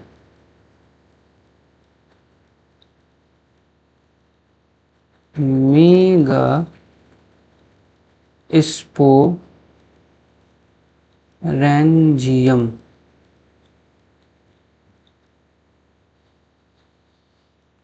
क्या है हमारे पास? हमारे पास है मेगा स्पोरेंजियम।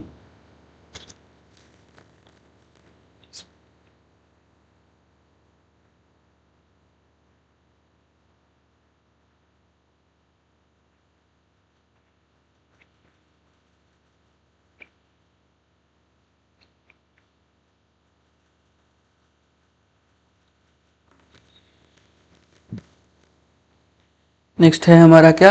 Mega sporangium.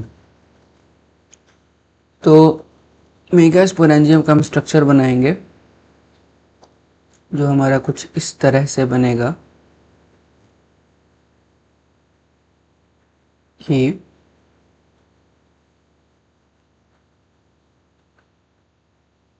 ठीक है,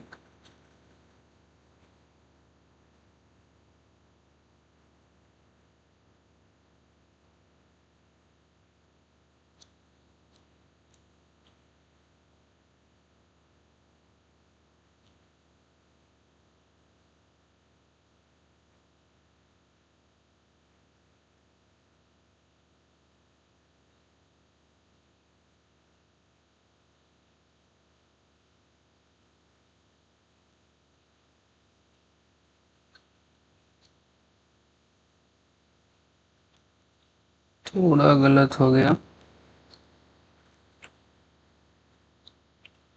ये कुछ इस तरीके से बनेगा।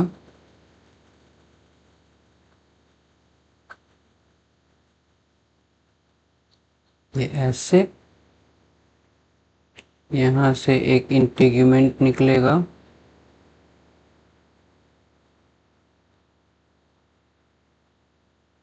इस तरीके से यहाँ पर अटैच होगा और एक इंटीग्यूमेंट निकलेगा, वो इस तरीके से यहाँ पर अटैच होगा। ठीक है, ठीक है।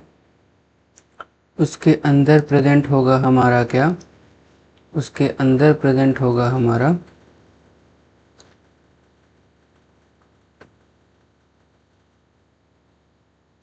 ओव्यूल, फीमेल गैमेटोफाइट है वो हमारा, फीमेल गैमेटोफाइट। ये है हमारे कुछ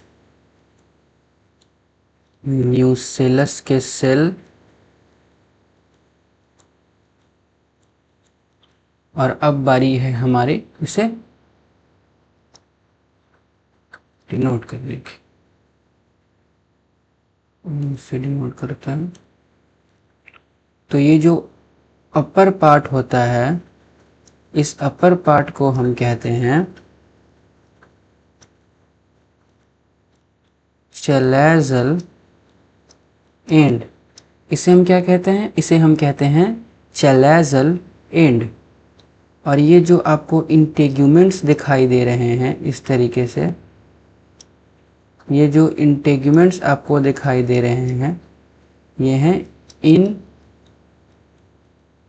इंटेग्यूमेंट्स। ये क्या है? ये हैं इंटेग्यूमेंट्स।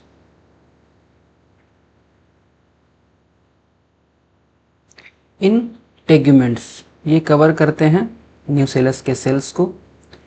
यहाँ पर इस तरीके से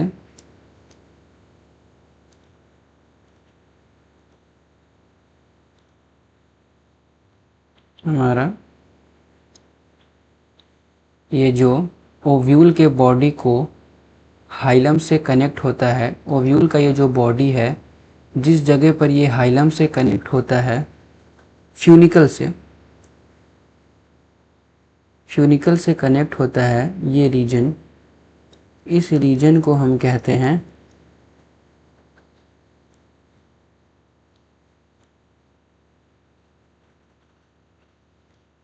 इस रीजन को हम क्या कहते हैं? तो इस रीजन को हम कहते हैं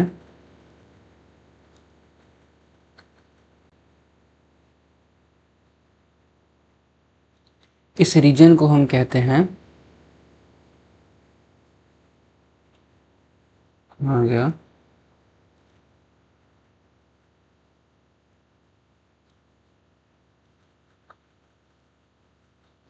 इस रीजन को हम कहते हैं हाइलम। इस रीजन को हम कहते हैं हाइलम। ठीक है, ये हैं हमारे न्यूसेलस के सेल और ये है हमारा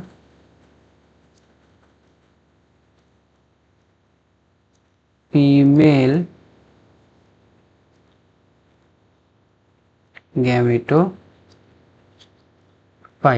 ठीक है, और इसको तो सब जानते हैं कि ये है हमारा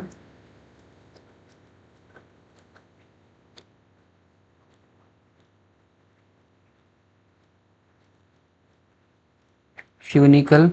और ये जो ओपन पार्ट होता है, नीचे वाला पार्ट जो होता है,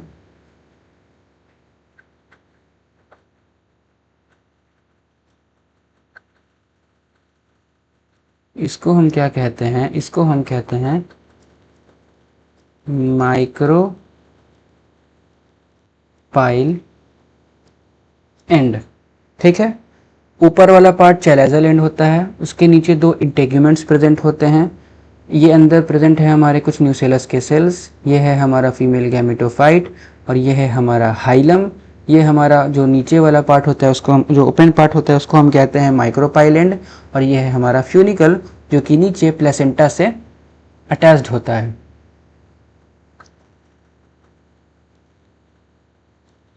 पेज और लगेगा, ये लास्ट स्लाइड है। इसके बाद हमारा लेक्चर एंड हो जाएगा।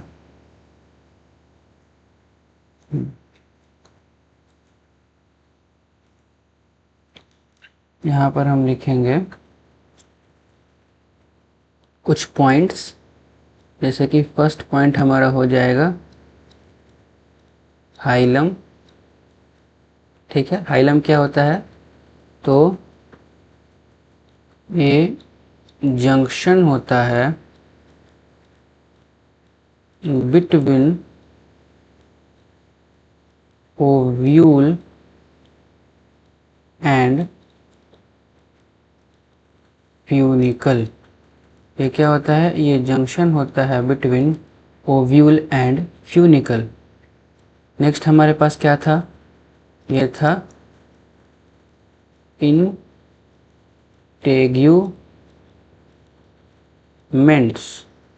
इंटेग्यूमेंट्स ये कवर करते हैं, कवर्स न्यूसेलस सेल्स। ये न्यूसेलस के सेल्स को कवर करते हैं। फिर हमारे पास आ जाता है न्यूसेलस, ये फूड स्टोर करते हैं, स्टोर फूड। ठीक है, फिर हमारे पास आ जाता है फीमेल गैमेटोफाइट। ये मेनली वन ही होती हैं एक ओवरी में। एक ओवरी के अंदर ओव्यूल के अंदर ये फीमेल गैमेटोफाइट प्रेजेंट होता है और ये मेनली वन यानी सिर्फ मेनली एक ही होता है। बहुत रेयर केसेस में ही दो होता है, बट मेनली एक ही होता है। फिर हम बात करते हैं, हमारा नेक्स्ट क्या था? तो फ्यूनिकल हमने पढ़ लिया है। फ्यूनिकल फ्यूनिकल क्या है? तो ये कनेक्ट्स ओव्यूल टू प्लेसेंटा। हो गया। फिर ये था हमारा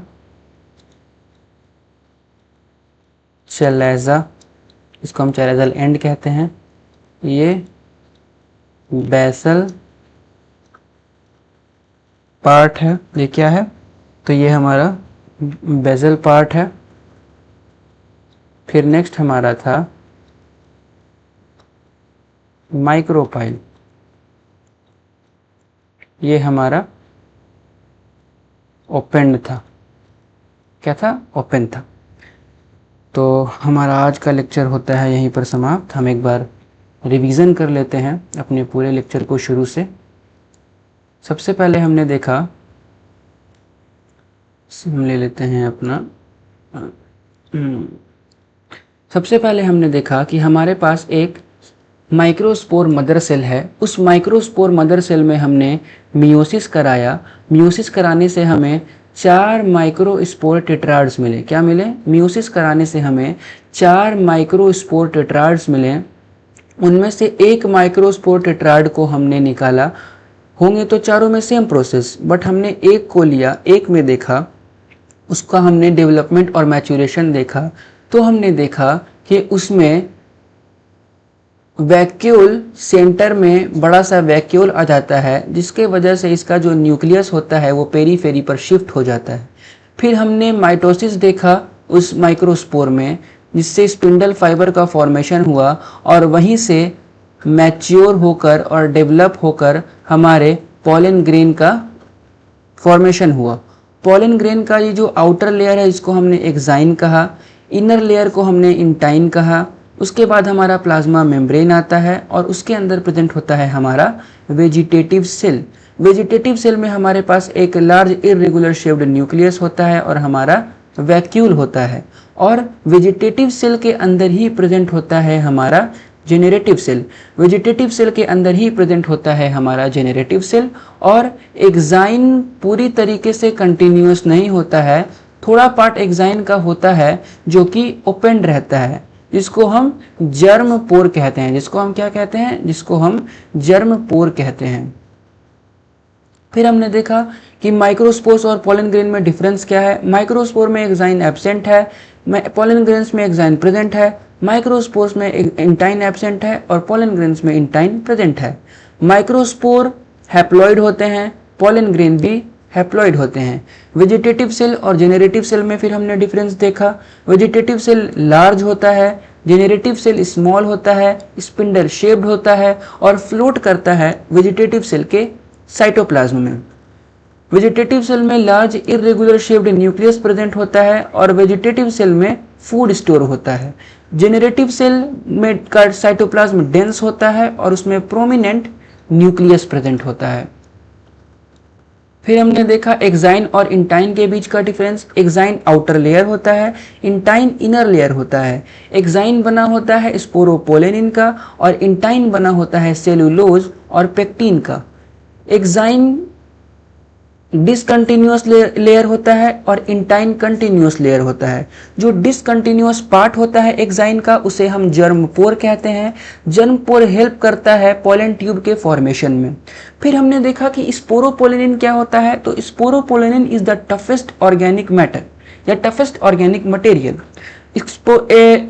स्पोरोपोलेनिन टफेस्ट होता है, इसको हम ब्रेक नहीं कर सकते हैं किसी भी एसिड से या फिर किसी भी केमिकल से। हम स्पोरोपोलेनिन को ब्रेक नहीं कर सकते हैं। आज तक अभी तक कोई भी ऐसा एसिड या केमिकल नहीं बना है जो स्पोरोपोलेनिन को ब्रेक कर सके। और स्पोरोपोलेनिन के इसी टफेस्ट नेचर के वजह से और ये आउटर लेयर होता है, इसी वजह से हम पॉलन ग्रेन्स को स्टोर कर सकते हैं, पॉलन ग्रेन्स को प्रिजर्व कर सकते हैं।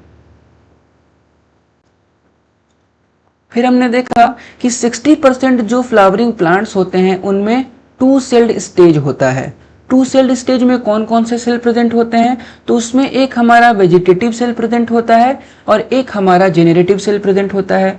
वेजिटेटिव सेल और जेनरेटिव सेल पॉलन ग्रेन्स में कैसे बनते हैं? उसमें हमारा एक मियोसिस होता है जिससे माइक्रोस्पोर बनता है और उस माइक्रोस्पोर में माइटोसिस होता है, तो उससे हमारा पॉलन ग्रेन बनता है जिसमें हमारा एक वेजिटेटिव सेल और एक जेनरेटिव सेल प्रेजेंट होता है। तो अगर हमें एक 2 सेल्ड पॉलन बनाना है तो उसमें हमें एक मायोटिक और एक माइटोटिक डिवीजन करना होगा। और अगर हम बात करते हैं 40% फ्लावरिंग प्लांट्स के बारे में, तो 40% फ्लावरिंग प्लांट्स में 3 सेल्ड स्टेज होता है। 3 सेल्ड स्टेज कैसे होता है? तो माइक्रोस्पोर मदर सेल में मियोसिस होने से माइक्रोस्पोर बनता है। एक माइक्रोस्पोर हम लेते हैं, उसमें माइटोसिस कराते हैं, माइटोसिस होने से पॉलन ग्रेन्स बनते हैं। पॉलन ग्रेन्स में हमारा एक होता है वेजिटेटिव सेल, उसके अंदर हमारा प्रेजेंट होता है जेनरेटिव सेल। तो जो हमारा जेनरेटिव सेल है जेनरेटिव सेल में हमारा सेकंड माइटोसिस होता है और उससे हमारे 2 मेल गैमीट बनते हैं। यानी 40% फ्लावरिंग प्लांट्स में हमारा एक मियोसिस होता है और 2 माइटोसिस, यानी एक मायोटिक डिवीजन और 2 माइटोटिक डिवीजन होते हैं। जिसके बाद 40% फ्लावरिंग प्लांट्स में एक वेजिटेटिव सेल और 2 मेल गैमीट्स बनते हैं, जिनको मिलाकर 3 सेल बनते हैं। तो 40% फ्लावरिंग प्लांट्स में हमारे 3 सेल स्टेज होता है। फिर हमारे पास आ जाता है क्वेश्चन, ये क्वेश्चन आप लोगों को करना है। फिर हमारा आता है पॉलन एलर्जी। पॉलन एलर्जी क्या है? पॉलन एलर्जी क्या है? तो पॉलन ग्रेन्स जो होते हैं वो सेवरल तरह के एलर्जीज काउज करते हैं, रिस्पायरेटरी डिजीज काउज करते हैं, जैसे एस्थमा और ब्रोंकियल एफ्लेक्शन। पार्थेनियम, जिसे हम कैरेट ग्रास कहते हैं, ये इंपोर्ट हुआ था इंडिया में बाहर से और ये बहुत ज़्यादा अमाउंट में आए थे और पूरे इंडिया में हर जगह फैल गए थे और ये भी सेवरल तरह के रिस्पायरेटरी डिजीज और एलर्जीज काउज कर रहे थे। फिर हमने देखा पॉलन फूड, तो हमने देखा कि जो पॉलन ग्रेन्स होते हैं वो रिच होते हैं किसमें? न्यूट्रिएंट्स में, इसलिए हम इनका यूज करते हैं एज अ सप्लीमेंट। हम इनका यूज करते हैं कैसे करते हैं? As a supplement. हम इनका यूज करते हैं एज अ सप्लीमेंट। फिर हमने देखा कि ये अवेलेबल होते हैं मार्केट्स में एज अ सिरप और टैबलेट के फॉर्म में और ये इंक्रीज करते हैं परफॉर्मेंस किसका? एथलीट्स का और रेस हॉर्सेस का।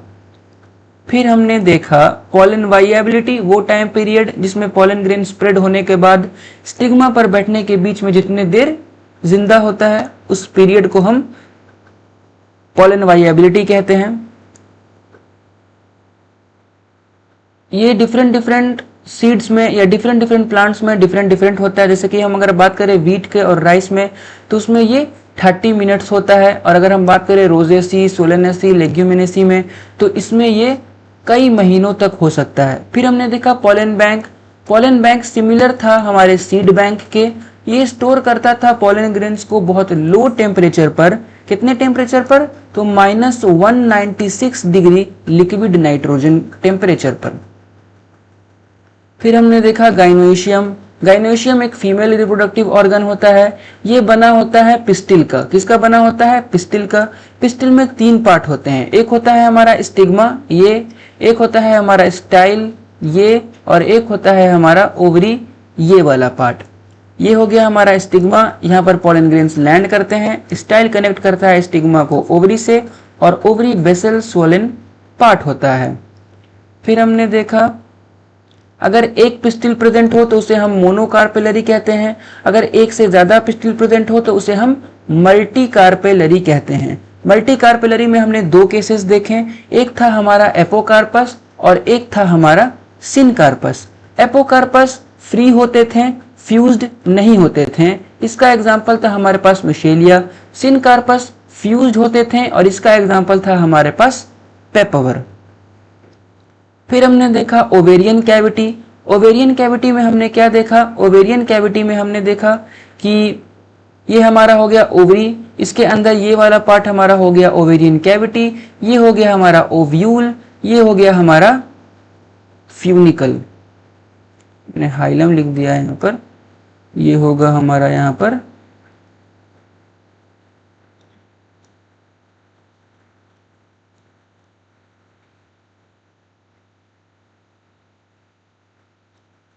ये हो गया हमारा फ्यूनिकल। ठीक है, फ्यूनिकल वो पार्ट होता है जो कनेक्ट करता है ओव्यूल को प्लेसेंटा से। फ्यूनिकल कौन सा पार्ट होता है? फ्यूनिकल वो पार्ट हो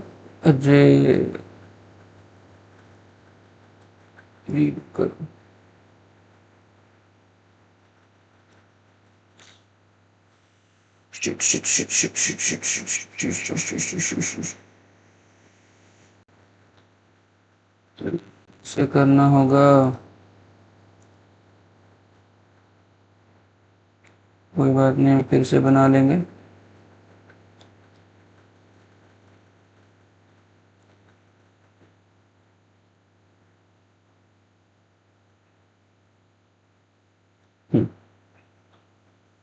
तो फ्यूनिकल क्या होता है? फ्यूनिकल हमारा वो पार्ट होता है जो अटैच्ड होता है, जो अटैच करता है ओव्यूल को प्लेसेंटा से। ये हमारा प्लेसेंटा था।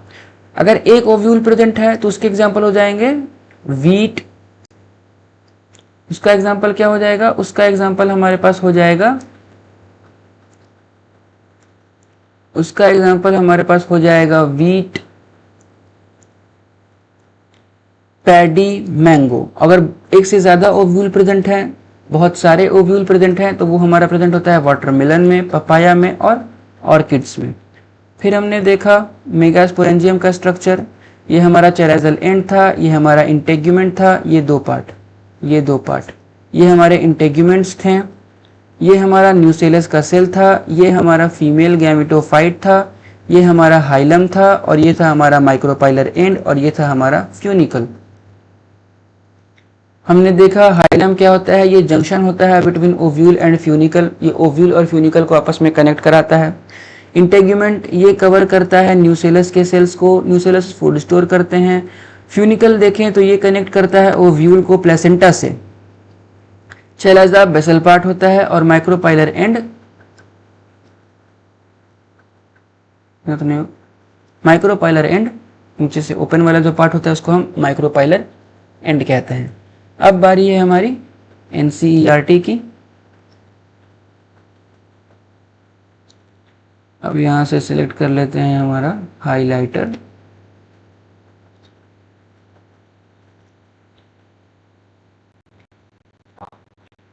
सीईआरटी देखते हैं। यहां तक हमने कर लिया था। नेक्स्ट पार्ट जो लोड हो रहा है,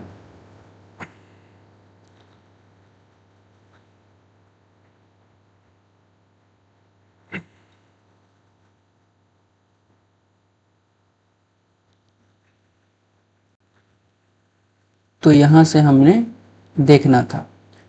तो हमने देखा कि जो पॉलन ग्रेन्स होते हैं वो क्या होते हैं, pollen grains represents male gametophyte. Pollen grain represent करते हैं हमारे किसको, पॉलन ग्रेन रिप्रेजेंट करते हैं हमारे मेल गैमेटोफाइट को। If you touch the pollen open anther, hibiscus और any flower, you would find deposition of yellowish powdery pollen grains on finger. ये आप लोगों ने देखा होगा कि आप किसी प्लांट को अगर टच करते हैं तो कुछ पाउडर टाइप का कलर्ड फॉर्म में आपके हाथों पर या आपके उंगलियों पर लग जाता है, वो क्या होता है, वो हमारा पॉलन ग्रेन्स होते हैं। Sprinkle these grains on a drop of water taken on a glass slide and observe under microscope। ये तो हो गया। You will be really amazed the variety of architecture, sizes, shapes, colors, designs see on the pollen grains from different species। तो ये एक point हमने miss किया था।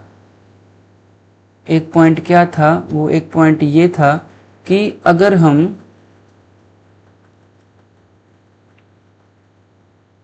डिफरेंट प्लांट्स में क्या था, डिफरेंट प्लांट्स में पॉलन ग्रेन्स का साइज डिफरेंट होगा, स्ट्रक्चर डिफरेंट होगा, कलर डिफरेंट होगा। ठीक है, ये एक पॉइंट था जो कि एनसीईआरटी में है, डिफरेंट होता है। फिर हमने देखा कि pollen grains are generally spherical, measuring about 25 to 50 micrometers in diameter. It has a prominent two-layered wall, जो कि था the hard outer layer called exine is made up of sporopollen, which is one of the most resistant organic material known. It can withstand high temperatures, strong acids and alkali. No enzyme that degrade sporopollen is so far known. Pollen grains exine has prominent aperture called germ pore, where sporopollen is absent. Pollen grains are well preserved as fossil because of the presence of sporopollen. The exine exhibit fascinating array of pattern and design. The inner wall of the pollen grain is called intine. यहाँ पर दे रहा है कि what do you think the exine should be hard. What is the function of germ pore? Exine hard होता है sporopollenin की वजह से। और what is the function of germ pore? तो हमने ये देखा कि जर्म पोर जो होता है वो पॉलन ट्यूब का फॉर्मेशन करता है। तो inner wall of pollen grain को हमने इंटाइन कहा। ये एक थिन कंटिन्यूअस लेयर होता है, बना होता है सेल्यूलोज का और पेक्टिन का। Cytoplasm of pollen grain is surrounded by plasma membrane. हमने देखा था कि वो प्लाज्मा मेम्ब्रेन कवर करता था वेजिटेटिव सेल को, जो कि उसका साइटोप्लाज्म था। When the pollen grain is mature it contain two cell, the vegetative cell and the generative cell. ठीक है, vegetative cell is bigger, has abundant food reserve, food store, large irregular shaped nucleus। और जो हमारा generative cell था is small and floats in cytoplasm of vegetative cell. It is spindle shaped with dense cytoplasm and a prominent nucleus. ठीक है, फिर हमने देखा कि in over 60% of angiosperms pollen grains are shed at two celled stage. तो इसको हमने काफी डिटेल में पढ़ा था कि pollen grains two celled stage पर शेड होते हैं 60% एंजियोस्पर्म्स में। फ्लावरिंग प्लांट्स में वो दो सेल स्टेज क्या थे? वो थे हमारे वेजिटेटिव सेल और जेनरेटिव सेल। और जो रिमेनिंग यानी जो बचे हुए 40% स्पीशीज हैं उसमें जेनरेटिव सेल डिवाइड करता है mitotically to give rise to two male gametes before pollen grains are shed. तो यहां पर हमारा बन जाता है क्या? Three celled stage. फिर हमने देखा कि pollen grains of many species cause severe allergies and bronchial afflictions in some people often lead to chronic respiratory disorders जैसे कि एस्थमा और ब्रोंकाइटिस। फिर हमने देखा it may be mentioned that parthenium और carrot grass that came into India as content with imported wheat has become ubiquitous. Ubiquitous का मतलब होता है फैल जाना, हर जगह मौजूद होना, हर जगह फैल जाना।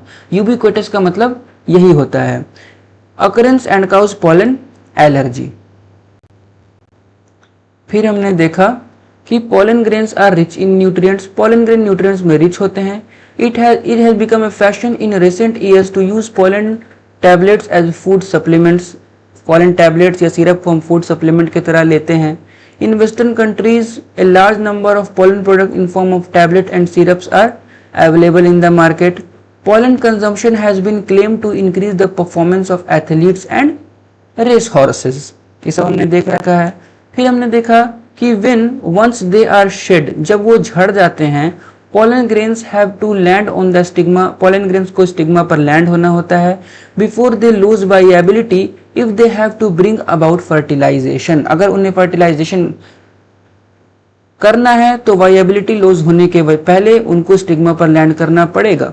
How long do you think the pollen grains retain viability? different plants में अलग अलग होता है, हमने पढ़ा है। तो the period for which pollen grains remain viable is highly variable to some extent depend on the prevailing temperature and humidity। तो pollen viability डिपेंड करता है किस पर? pollen viability डिपेंड करता है हमारे टेम्परेचर पर और ह्यूमिडिटी पर। तो जैसे कि इन सम cereals, जैसे कि राइस हो गए, हमारा व्हीट हो गया, इसमें pollen एलर्जी होती है 30 मिनट्स की of their release. And in some members जैसे कि रोजेसी, लेग्यूमिनेसी, सोलेनेसी, इसमें वायबिलिटी फॉर मंथ्स, कई महीनों तक होती है। You may have heard of storing semen sperms of many animals including human for artificial insemination. It is possible to store pollen grains of large number of species for year in liquid nitrogen at -190 degrees Celsius. Such store pollen can be used as pollen banks similar to seed banks in crop breeding। ये सब हमने किया है। फिर हमने देखा कि the gynoecium represents the female reproductive part of flower. The gynoecium may consist of a single pistil monocarpellary or may have more than one pistil multicarpellary. When there are more than one pistil, they may be fused together syncarpous or may be free apocarpous. Each pistil has 3 parts. Her pistil के 3 part होते हैं। एक होता है stigma, एक होता है style और एक होता है ovary. Stigma serve as landing platform for pollen grains. The style is elongated cylinder part beneath the stigma. The basal bulged part of the pistil is ovary. Inside the ovary is the ovarian cavity, जिसको हम locule भी कहते हैं। Placenta is located inside the ovarian cavity. Recall the definition and type of placenta. ये हमने morphology में पढ़ेंगे आगे 11th जब हमारा शुरू होगा, तो उसमें हम डिफरेंट टाइप के प्लेसेंटेशंस पढ़ेंगे प्लांट में, वो यही कह रहा है। तो यहाँ पर देखिए हमने देखा स्टिग्मा हो गया, ये हमारा स्टाइल हो गया, ये हमारा ओवरी हो गया, ये हमारा थैलेमस हो गया। ये देखो फ्यूज है, इसको देखो, ये हमारा फ्यूज है, तो ये हमारा सिनकार्पस कंडीशन, ये हमारा फ्री है, तो ये हमारा एपोकार्पस कंडीशन। ठीक है, ठीक है। और ये हमारा हो गया, हमने जो पढ़ाई चेराजल एंड, ये हमारा हो गया एम्ब्रियो सैक, ये हमारा हो गया न्यूसेलस, ये होगा हमारा हो गया इनर इंटेगुमेंट, ये हो गया आउटर इंटेगुमेंट, ये हो गया माइक्रोपाइलर एंड, ये हो गया हमारा फ्यूनिकल, और ये जो कनेक्ट करता है ये हमारा हो गया हाइलम।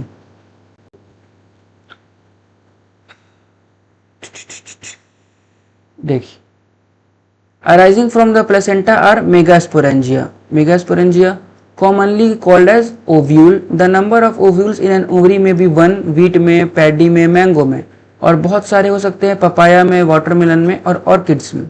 फिर हम बात करते हैं मेगास्पोरेंजियम के बारे में, ओव्यूल के बारे में। The ovule is a small structure attached to the placenta by means of a stalk called funicle. The body of the ovule fuses with funicle in the region called hilum. हमने पढ़ा। Thus hilum represent the junction between ovule and funicle. ठीक है। Each ovule has 1 or 2 protective envelopes called integuments. Integuments encircle the nucellus except the tip where a small opening called the micropyle is organized. Opposite the micropylar end is the chalaza representing the basal part of the ovule. Enclosed within the integument is a mass of cell called nucellus. Cells of the cells of nucellus have abundant reserve food materials. Located in the nucellus the embryo sac, और जिसे हम female gametophyte भी कहते हैं, an ovule generally has a single embryo sac from a megaspore. एक megaspore में एक ovule के पास जनरली एक ही फीमेल गैमेटोफाइट या जनरली एक ही एम्ब्रियो सैक प्रेजेंट होता है। तो यहाँ पर पूरा होता है हमारा आज का लेक्चर। हमने आज सारी चीज़ें बहुत अच्छे से पढ़ ली, बिल्कुल सब चीज़ बेसिक से पढ़ा है, हर चीज़ हमने बिल्कुल बेसिक से पढ़ा है, डिटेल में पढ़ा है, एनसीईआरटी की हर एक लाइन को कवर किया है, कोई भी लाइन आपका मिस नहीं हो रहा है। सिर्फ एक लाइन मिस हो रहा था, वो पॉलन ग्रेन्स वाला, कि उनका स्ट्रक्चर डिफरेंट होता है, कलर डिफरेंट होता है, शेप डिफरेंट होता है, साइज डिफरेंट होता है। तो जब हमने एनसीईआरटी पढ़ा तो उस पॉइंट को हाईलाइट किया और उस पॉइंट को लिख भी लिया। इसके बाद हमारा कोई भी पार्ट बाकी नहीं रह जाता है। उसके बाद हमने एनसीईआरटी की रीडिंग भी कर ली, और यह है हमारा टेलीग्राम चैनल। ये क्या है हमारा, ये है हमारा टेलीग्राम चैनल का लिंक। टेलीग्राम चैनल को आप लोग ज्वाइन करें। टेलीग्राम चैनल पर ही आपको क्लास के सारे notes, hand written notes, digital notes मिलेंगे। टेलीग्राम पर ही आपको डीपीपीज मिलेंगी, प्रैक्टिस के लिए क्वेश्चंस मिलेंगे, और टेलीग्राम पर ही आपको टेस्ट पेपर्स दिए जाएंगे, जो आपका चैप्टर के एंड होने पर लिया जाएगा और मंथ के एंड पर होगा। टेलीग्राम पर ही आपको बैच से रिलेटेड जो भी इंफॉर्मेशंस होंगे वो दिए जाएंगे। तो अगर आपको आज का लेक्चर अच्छा लगा तो आप लोग वीडियो को लाइक कीजिए और हमारे चैनल को सब्सक्राइब भी कीजिए, और अपने दोस्तों तक शेयर भी कीजिए, ताकि उन लोगों को भी इन लेक्चर्स से फ़ायदा हो सके और वो भी अपनी पढ़ाई बिल्कुल डेप्थ में बेसिक से कर सके। Thank you.